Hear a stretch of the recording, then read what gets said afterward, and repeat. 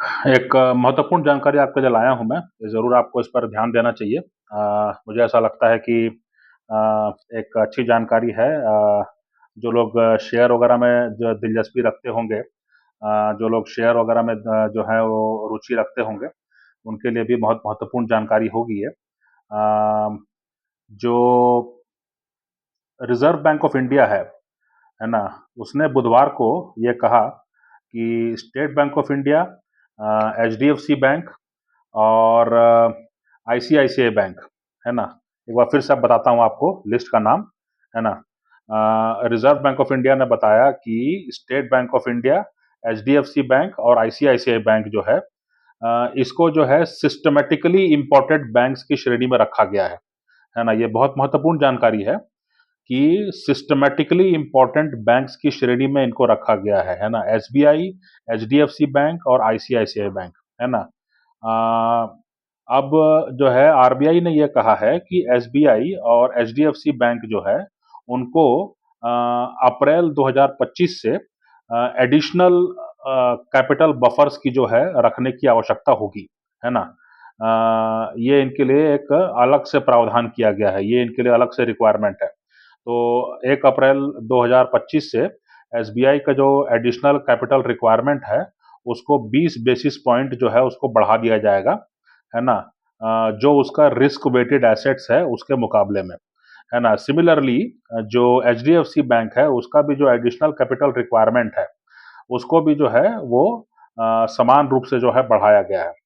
अब इसमें यह बताया गया है कि systematically important banks are those considered too big to fail, है ना? यानी कि ऐसे बैंक जिनको कि फेल होने नहीं दिया जा सकता। ये बैंक जो है वो खत्म नहीं हो सकते, दिवालिया होना जो है वो इनको नहीं होने दिया जाएगा, है ना? इसलिए जो है ये अपने आप में बहुत बड़ी बात है।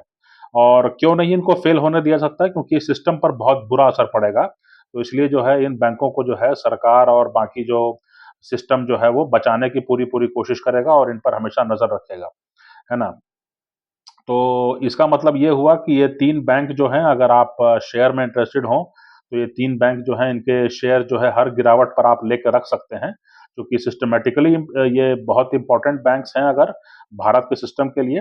तो ये समझना चाहिए कि अगर ये शेयर जो हैं अगर आप आज लेके रखेंगे और हर गिरावट पर खरीदते रहेंगे, तो ये मान के चलना चाहिए कि आने वाले समय में जो है निश्चित तौर पर आपको बहुत बड़ा फ़ायदा ये दे सकते हैं, आपके लिए एक बहुत बड़ा एसेट हो सकते हैं, है ना?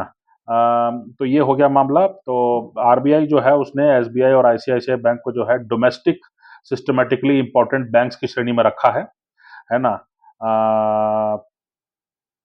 2017 में जो है एचडीएफसी बैंक को भी जो है डोमेस्टिकली सिस्टमैटिकली इम्पोर्टेंट बैंक की श्रेणी में ले आया, है ना?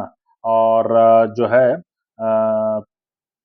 ये एक बहुत ज़बरदस्त जानकारी है और जो लोग भी शेयर बाज़ार में रुचि रखते हैं, तो हर गिरावट पर जो है एसबीआई, एचडीएफसी बैंक और आईसीआईसीआई बैंक, इसको जो है जितना ज़्यादा आप खरीद सकते हैं, खरीदिए, क्योंकि सरकार और आरबीआई के लिए बहुत महत्वपूर्ण बैंक है ये और सिस्टमैटिकली इम्पोर्टेंट है। इसका मतलब है कि बहुत ज़्यादा इनकी इनकी हमारे सिस्टम में, भारत के सिस्टम में, भारत की अर्थव्यवस्था में इनकी बहुत ज़बरदस्त पूछ पकड़ है और इसलिए जो है इनको जितना हो सके आपको सहेज के रखना चाहिए।